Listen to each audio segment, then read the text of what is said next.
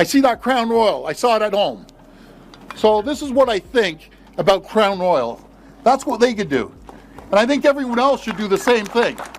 Have you lost your mind? Canada loses it, and not without reason. When news broke that Crown Royal had halted alcohol production, it hit like a gut punch to national pride, leaving Canadians furious, heartbroken, and reaching for answers instead of glasses. For many, it felt like a piece of Canada's spirit had just been bottled up and shipped away. What, have you lost your mind? Like, I think they're a few fries short of a Happy Meal, these people. They're sitting around absolutely just smug as they come. They're hurting. Doug Ford wasn't just angry, he was furious. In one viral moment, the Ontario Premier grabbed a bottle of Crown Royal, twisted off the cap, and poured it straight into the dirt. That single act said everything. This wasn't about whiskey anymore. It was about pride, about a country that suddenly felt betrayed by one of its own icons. Crown Royal, a symbol of Canadian craftsmanship for nearly a century, was packing up its bottles and moving them south of the border. Growing to boycott Crown Royal whiskey after Diageo announced it's closing its Amherstburg bottling plant in 2026. You hurt my people, I'm going to hurt you. You're going to feel the pain in February when these people don't have a paycheck. When the news broke, it hit like a gut punch. Headlines spread fast. Diageo, the global company behind Crown Royal, announced that its Amherstburg bottling plant, a fixture near the Windsor-Detroit border for almost 100 years, would shut down by February 2026. The reason? Supply chain efficiency. Two words that sound neat on paper but sting like hell in real life. Because for 168 families, efficiency meant unemployment. For a small town built around that plant, it meant silence, where there used to be the steady rhythm of glass bottles and factory chatter. In your cupboard, dump it out. Dump it out today. Don't worry about what you paid for it, because you have to support your people. You have to support your friends and neighbors. Windsor West MPP Lisa Gretzky is going further. The official explanation was simple. Too simple. Diageo said it was reorganizing its North American supply chain, moving bottling closer to U.S. consumers. The company promised to keep distilling and blending Crown Royal in Canada, in Gimli, Manitoba, and Valleyfield, Quebec. But the heart of the operation, the final step that puts the label on the bottle, was heading south. On paper, it looked like logistics. On the ground, it felt like abandonment. On this company, and they produce this Crown Royal. We need to maintain the jobs. Without the jobs, we become a bedroom community, and I, as mayor, do not want that. This is a major blow. That plant in Amherstburg wasn't just a workplace. It was a legacy. Entire families had worked there. Parents, sons, daughters. Some for decades. They built their lives around the stability of that job. Local cafes filled up at lunchtime with plant workers. Schools and shops depended on their paychecks. Now, with the factory closing, that pulse was fading. You could feel it in every conversation around town. Frustration, disbelief, and a quiet anger that never really fades. Yes, Stephanie, calls to boycott Crown Royal are picking up steam both in the community and in political circles. Local groups, experts, and politicians are weighing in on whether refusing to buy the whiskey could pressure Diageo to save jobs in Amherstburg. Doug Ford didn't hesitate to turn that anger into action. He called the closure a betrayal of Canadian workers, and threatened to pull every Diageo brand, including Crown Royal and Smirnoff, from LCBO shelves across Ontario. The LCBO, one of the largest alcohol retailers in the world, moves billions in product every year. Losing that shelf space would be a serious hit to Diageo. Ford made his stance clear. You don't take our jobs and still sell your booze here. For once, politics and raw emotion collided in full view. To support them. The AMA Sportsman Association says it stands with the families affected by Diageo's decision. Ford's outrage tapped into something deeper, a growing fear that Canada was losing more than just jobs. The move came during a tense moment for the country's economy, already strained by U.S. tariffs and trade uncertainty. For many Canadians, this closure was proof that Ottawa wasn't protecting homegrown industry the way it used to. Every time a company crosses the border, people start asking the same painful question: who's fighting for us? They're fabulous people. I talked to Unifor, Lana Payne over the weekend. These people are devastated. in a small town. The club pledges to serve Crown Royal and 83 whiskey until February, but if the plant shuts down, both will disappear from their shelves. Inside Diageo's headquarters, the decision was framed as strategic. A move to streamline production and cut costs. But outside those glass walls, people saw a global giant choosing profit over loyalty. The company claimed that Canadian operations would remain strong, pointing to ongoing whiskey production in Manitoba and Quebec. But the symbolic loss was already done. Crown Royal, the drink Canadians proudly called their own, would now be bottled in the U.S. That work there, we're still going to support you by selling your product because you're still bottling it. But as soon as the day comes, hopefully it never comes, that they close that plant, we won't be serving them products on our. And that symbolism cut deep. Crown Royal wasn't just another product. It was part of Canada's story. Created in the 1930s to honor King George VI's visit, it had become a national symbol of pride, something that felt distinctly, proudly Canadian. Seeing that legacy move across the border felt personal, like watching a piece of national identity being outsourced. In your cupboard, Doug Ford's public fury may have seemed dramatic, but to thousands watching across the country, it echoed how they felt. Tired of watching companies move south, tired of government inaction, and tired of hearing that it's just business. Because for Canada, losing Crown Royal bottling isn't just a business decision. It's a moment that forces a bigger question. How much of Canada's pride can be packed up and shipped away before there's nothing left to protect? I see that Crown Royal. I saw it at home. So this is what I think about Crown Royal. That's what they could do. And I think everyone else should do the same thing. But behind all the drama and politics, there's a town caught in the middle. Amherstburg. Tucked along the Windsor-Detroit border, it's the kind of place where everyone knows everyone. A postcard of small-town Ontario, tidy brick houses, a main street dotted with diners, and a skyline dominated by the silhouette of that old bottling plant. For decades, the plant wasn't just a job, it was the heartbeat. I think they're a few fries short of a Happy Meal, these people. They're sitting around absolutely just smug as they come. They're hurting Ontario residents. They're hurting. By the afternoon, Amherstburg felt different. The gas stations were quiet, the diners were half empty. Conversations that once buzzed with small-town cheer now circled around one topic. What happens next? The mayor, voice heavy with concern, warned that without new industry, Amherstburg could become a bedroom community, a place people sleep in but don't live for. The people that work at Crown Royal. News today, Amherstburg's largest employer is shutting down. Diageo has announced it will close its Crown Royal bottling plant in the town, a facility that has anchored that community for nearly a century. So yes, when Doug Ford went nuclear, it wasn't just politics. It was grief.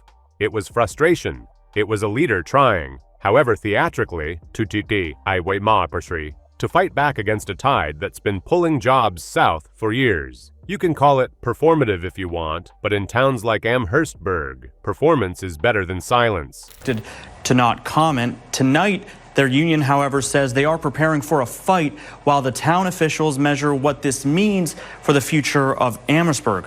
Because when a company walks away from a century of loyalty, someone has to make noise. And if that noise comes in the form of a premier pouring Crown Royal into the dirt, well, maybe that's exactly what it takes to wake a country up. Experts warn a government-led boycott could backfire. So you don't want to provoke or send negative messages or unfavorable messages to the company. But the damage didn't stop at politics. It hit the economy straight in the gut. Because when a plant like that shuts down, the numbers are brutal. $300 million.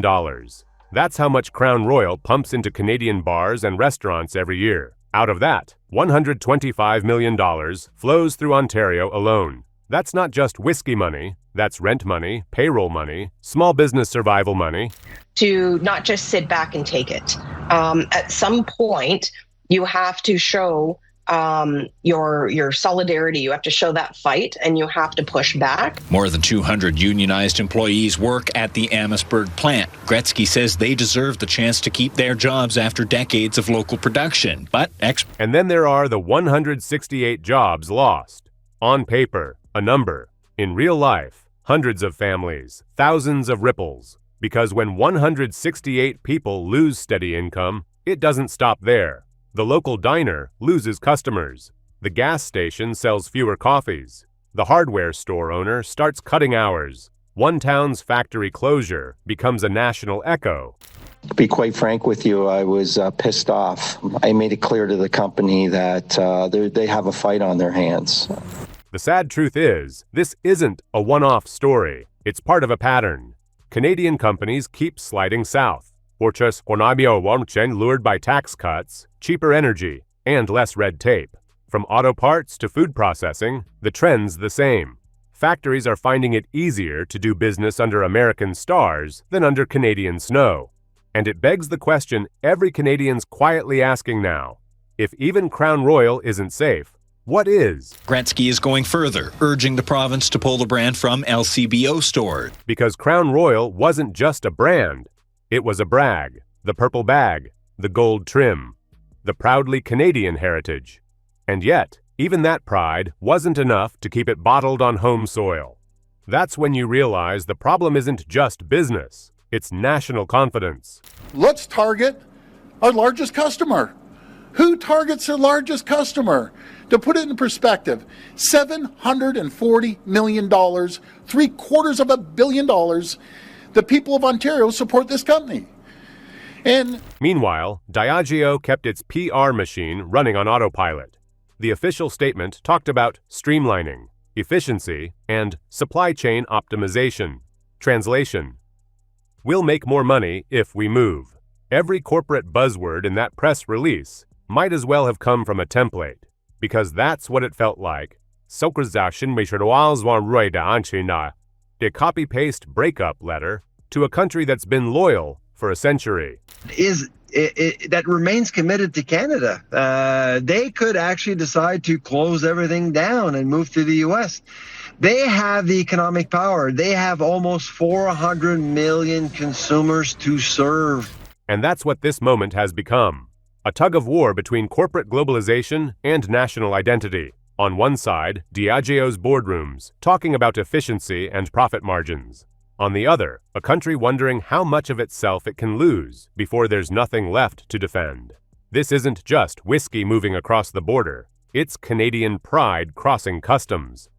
To your largest customer in Ontario, I said, is there any incentives I can give you to stay here to save these jobs? Whiskey here, buy Ontario people. That's what we need to do, is support each other.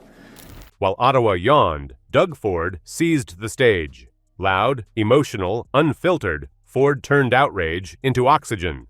He wasn't reading from notes. He was shouting from the gut. He called the move a betrayal of Canadian labor and vowed to hurt the company economically. And guess what? It worked. Ford's image morphed overnight from the guy who talks about highways and beer taxes into the defender of Canadian pride. He didn't just pour whiskey, he poured jet fuel on his political brand.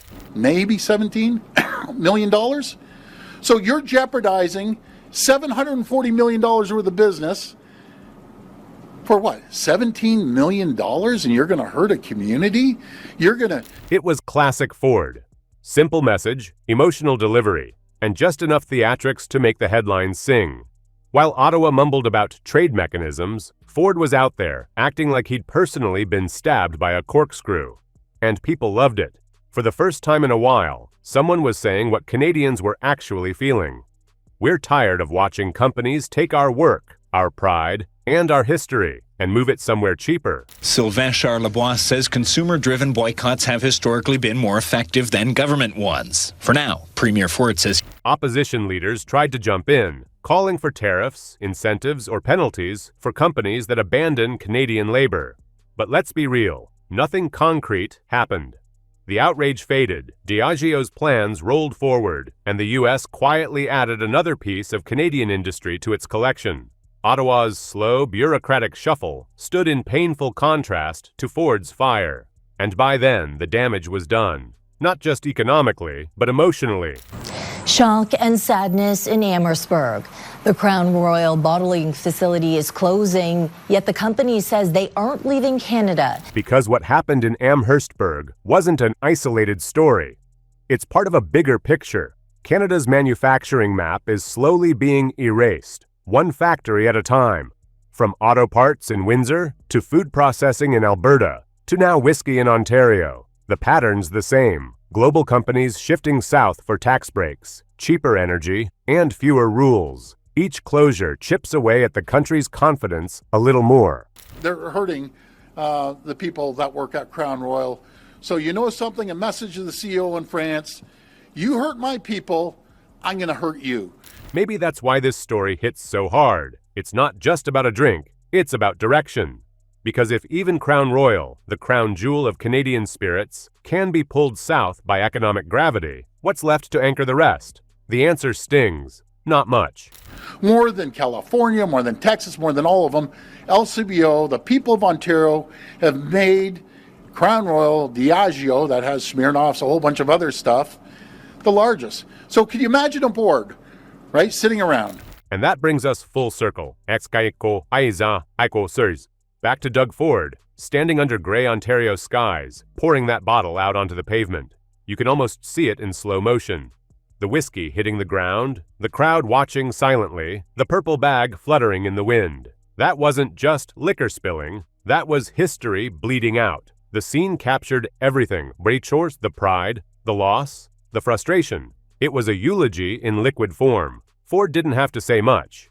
The message was already clear. You can move the bottling line, you can move the jobs, but you can't move the meaning of what that bottle once stood for. Start supporting companies that make whiskey here by Ontario people. That's what we need to do, is support each other. Before you go, tell me what you think. Was Doug Ford right to make that stand, or was it all just theater? Drop your thoughts below, and don't forget to hit that subscribe button.